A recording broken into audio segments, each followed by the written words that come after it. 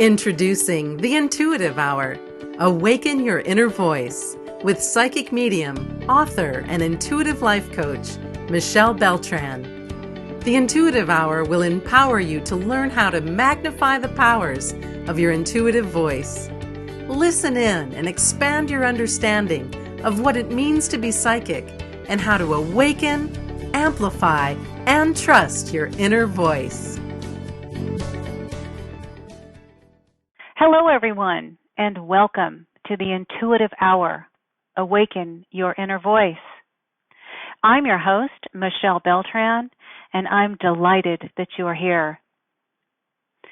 During today's 20-minute podcast, we begin to move forward in our learning about psychic development using my book, Take the Leap, What It Really Means to Be Psychic, as the foundation.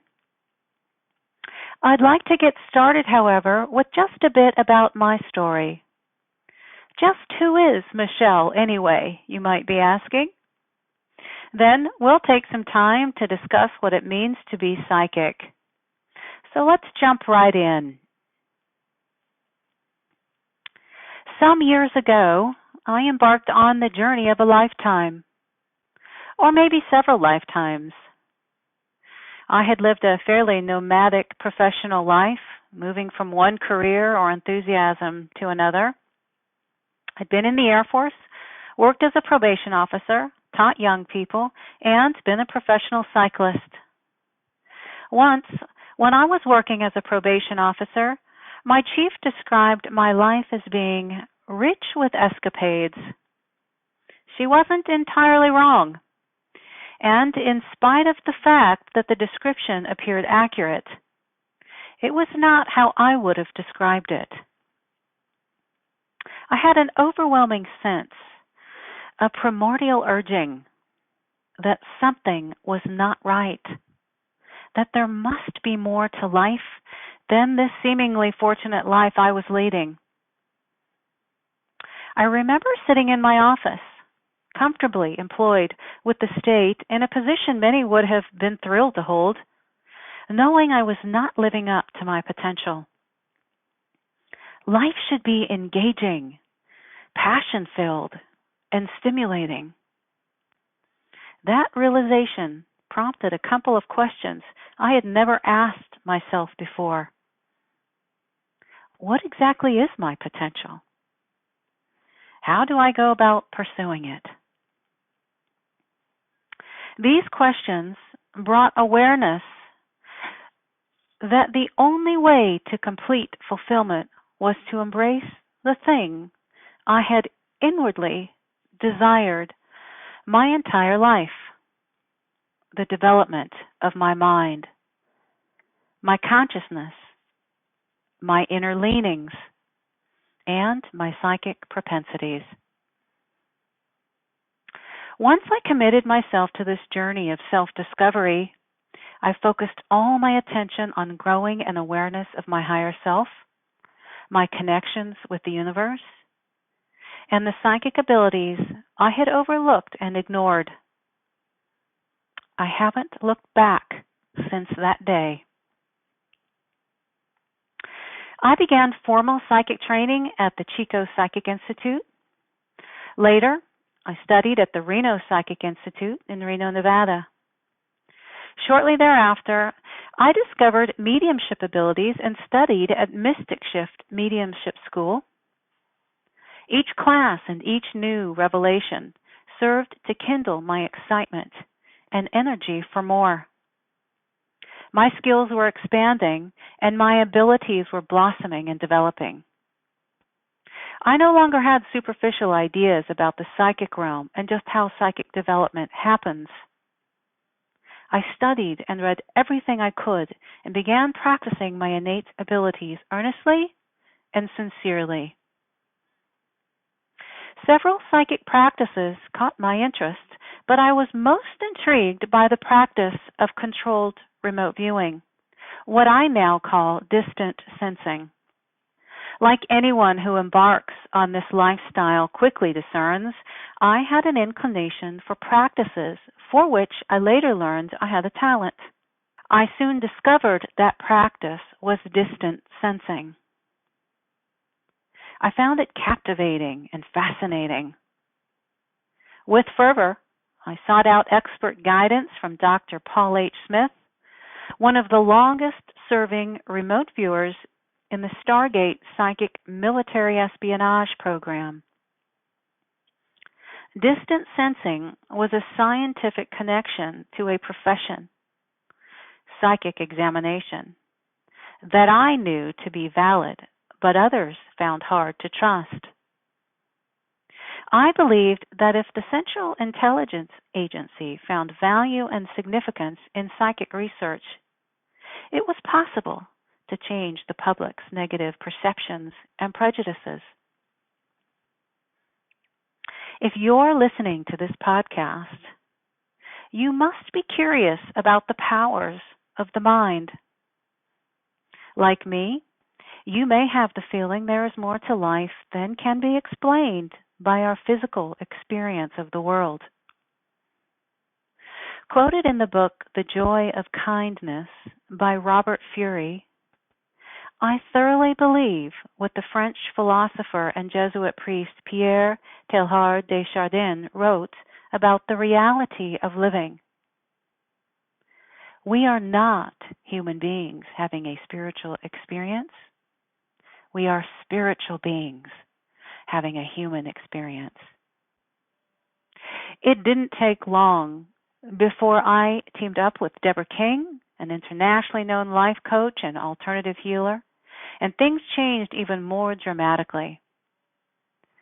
Her biography, A Study in Overcoming Obstacles, Moving On to Success, and the recounting of her quest for self-knowledge, resonated with me.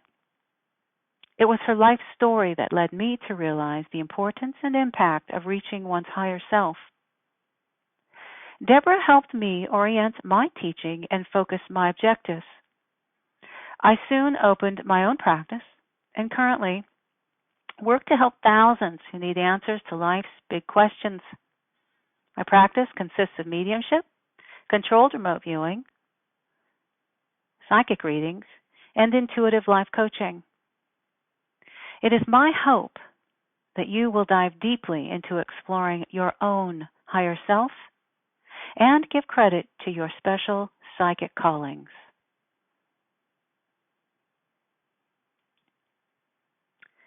Perhaps you have a similar story of desiring more for your life. Excellent. Then the time is now to start that journey. So let's take a moment to talk about what it really means to be psychic. The steps we take on life's journey are fraught with ups and downs, misconceptions and falsehoods, unexpected realizations, and unprecedented understandings. Life is learning. Even our ability to observe first-hand events correctly is impacted by the inability of our brains to record more than 5 specific facts at one time. The other facts, rightly or wrongly remembered, are filtered out of our recollection. Our observations are also influenced by our worldview and past influences, not actual facts. The realm of psychic and other worldly happenings, like our observations, can't be definitively defined.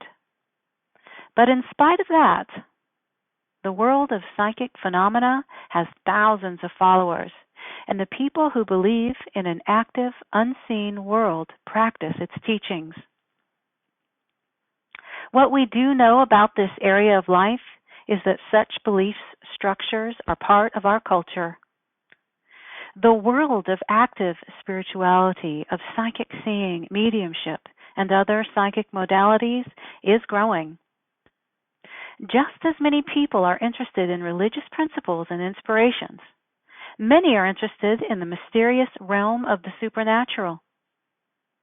In the past, people thought something was wrong with anyone who thought about psychic or spiritual matters. Now, people are curious. They are in the midst of reconsidering any information they've learned about the universe and the world of the unseen. There is a new wave of investigation into such things as intuition, hunches, instinct, unusual awareness, and the possibility of a sixth sense. Malcolm Gladwell, in his book Blink, The Power of Thinking Without Thinking, takes a long, hard look at the power and presence of the seldom understood phenomenon we call intuition. We can't conclusively explain intuition, but researchers like Gladwell have taken a stab at it. His argument suggests our mental processes work quickly and automatically, using an overabundance of information acquired over a lifetime. He puts forth a theory that expert judgment and instantaneous decisions are often accurate without the benefit of extensive knowledge. He also looks into factors that prevent us from using our intuition knowingly and investigates the influences that appear to destroy this mechanism of human intuition. Others also believe intuition is the result of a lifetime of experiences, an exposure to information residing in our subconscious until the accumulation of that information can be used. These people believe our minds have the ability to archive all types of information we don't log in on a conscious level. They believe we pick up information subconsciously, never really comprehending it: body language, tone of voice, a particular look, or something out of place. And this is the root of intuition. To others, however, intuition is a knowing or sensing that comes from within because we are a part of a universal mind, and it comes without the benefit of rational explanation. They believe intuition is an unnamed something that operates beneath our layers of logic, something that works as our conscious and unconscious minds communicate in unexpected ways, an unconscious reasoning that propels us to do things without telling us why or how. In the book Steve Jobs by Walter Isaacson, Jobs, an inventor and pioneer of the computer revelation, called intuition more powerful than intellect. Intuition, for both camps, is the sum of our intellectual ability, acquired knowledge, past experiences, and sensory perceptions. For some, it also includes psychic input. Whatever intuition is, it is not instinct. Instinct is an internally driven, fixed pattern of behavior exhibited in animals in response to a specific stimulus. It is an inborn impulse, a motivation to action. Salmon swim upstream and fight strong river currents in response to a compulsion to return to their birthplaces and spawn a new generation. Salmon do this in response to instinct, not intuition. Intuition is an experience unique to humans. Intuition not only uses our mental senses to inform us, but it also uses our bodies to send us unique messages. You may have heard it said, "He makes the hair on the back of my neck stand up." That is intuition using your physical body to signal something may be wrong or needs your attention. It may be telling you the person or situation in question is unsafe. Intuition might be a tingle, a feeling in your stomach, or an unsettling emotion. It is intuition sending you a message. To people like Gladwell, intuition and foreknowledge are scientific in nature. To those who believe in otherworldly existences, it is spiritual. While it may seem incompatible to forge a link between the common, everyday experiences of intuition and the trained and developed powers of a psychic, psychics tell us intuition is the foundation upon which psychic abilities are built. Regardless of where the truth lies on this issue, our culture actively encourages us to rely on rational judgment as the only true expression of reality. We know, however, that purely rational assessments aren't always accurate. We have all experienced instances where emotional input has aided in the discovery of a truth or the reality of an event or situation. Intuition is a worthwhile guide for evaluating situations and informing decisions. It has the ability to take us to unexpected destinations without the benefit of logic. If you have ever had a gut feeling that turned out to be true, or had a sudden impulse to do or not do something, but later discovered you should have listened, you were using your intuitive insights with which we are all endowed. Given that intuition lives in the realm of the unexplained, you may be able to conclude, in a broad sense, that you already have the foundation for acquiring psychic abilities. All individuals are born with a tendency toward a psychic mind, whether they know it or not, or believe it or not. Psychic abilities are an integral and important part, albeit a small part, of intuition. It is quite possible for individuals to make the conscious decision to develop, rekindle, or magnify the powers of their intuitive voices, their psychic minds. This podcast is here to discuss what it means to be psychic. The path to the supernatural world of the psychic begins by expanding and fine-tuning intuition, and then paying close attention to the seen and unseen worlds that surround us. Wayne Dyer, internationally known, renowned author and speaker on the topics of self-development and spiritual growth, like many in his field, believes current scientific investigation around the mysteries of matter and energy proves it is quite possible there is more beyond what our logical minds can consider. For many, religion is the answer to universal truth and a connection with supreme intelligence. Current statistics report a majority of Americans believe angels and demons are active in the world. 80% believe miracles happen, and 92% believe in God.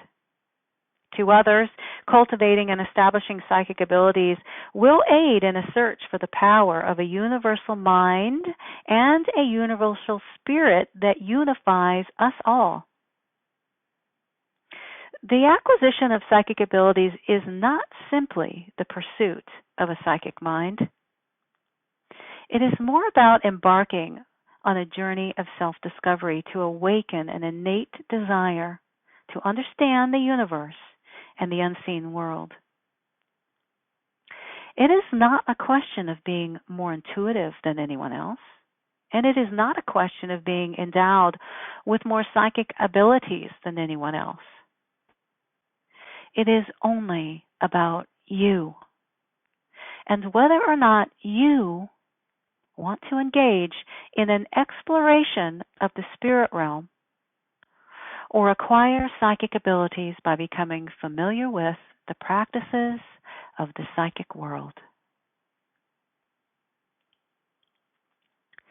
With that, I'd like to bring the intuitive hour to a close. We've talked today a bit about my story and what it really means to be psychic. You've learned your intuition is the doorway through which you can access your deeper psychic mind. Please join me next week as we continue our discussion about who or what is a psychic and what it's like to be a psychic. If today's show has inspired comments or questions, I invite you to email me directly at mbeltran@michellebeltran.com. I sure look forward to our time together next week. Meanwhile, have a wonderful, wonderful week ahead. Thanks for listening to the Intuitive Hour. If you like what you heard, please share our podcast with a friend. And be sure to visit michellebeltran.com to get Michelle's Kickstart Your Intuition online course. It's free.